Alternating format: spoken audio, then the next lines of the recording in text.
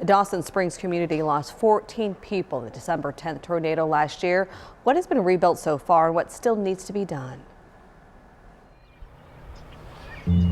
A year ago, this is what the small community of Dawson Springs looked like. We went out of the house and you just heard screams. You just heard screaming and yelling, and you heard help me, and you smelled things. You smelled gas. The gas line busted up the road. So much destruction from the tornado on the night of December 10th, 2021. It was just over so fast. People talk about train sound and things like that. Houses leveled, cars flattened, debris everywhere.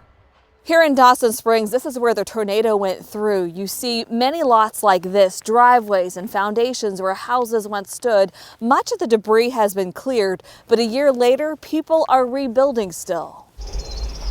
The city of Dawson Springs says the tornado destroyed about 65 to 70% of the homes and buildings here. 14 people died, which was especially hard for this small community. Jenny Bruce in one house, and like I said before, she's just the epitome of the sweetest lady you've ever met in your life. She passed away, and then in the house beside them, that couple passed away as well. It came with such a vengeance. During the storm, Anita Black went to her neighbor's house. The moment that it was over, I was standing at the foot of their staircase to their basement, and when I looked up, I mean, all I saw was just black. I could see the stars.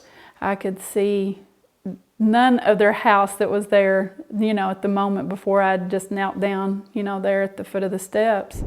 A year later, the emotions from surviving a tornado are still raw. It's sort of gut-wrenching, I guess, is the only thing that I know to say. And that it's like, you first say, oh, what are we going to do?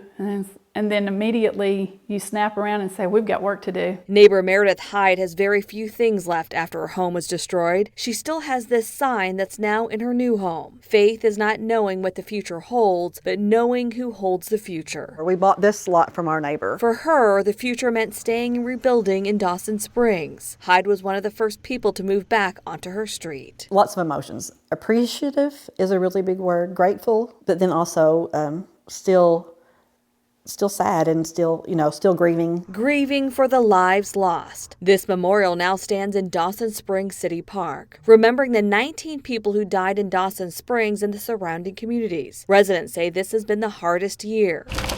After the tornado, there were so many volunteers.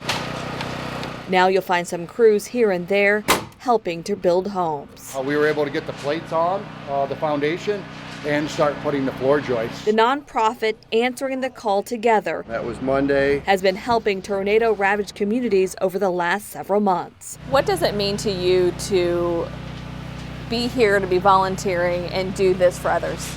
It's always a loaded question because I didn't go through the tornado. I didn't lose all my personal belongings. So it humbles me to come and build such a simple house for somebody that is going to own this and live in it. Building one home at a time to get this community back to where it was. Just on our street, we have 4 families that have moved back into their home.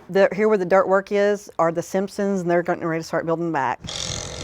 Every day that there's progress, and every day you hear of somebody, getting to move back home, and it's just amazing to know that. The mayor of Dawson Springs says 25 to 30 homes are currently being rebuilt, and there are plans to build a 50-unit housing authority complex. We're just so grateful. We're grateful to the people that have helped, the people that have stepped in, and we have just supported each other, as neighbors and friends and family. Residents say they're only stronger by going through this together. We're so lucky. We really are lucky in so many ways. With photographer Emily Evans, Valerie Chin, WDRB News. Tomorrow on WDRB in the Morning, we'll take you to Mayfield as people gather to remember the victims. There will be a walk from the old candle factory to the court square and a memorial service.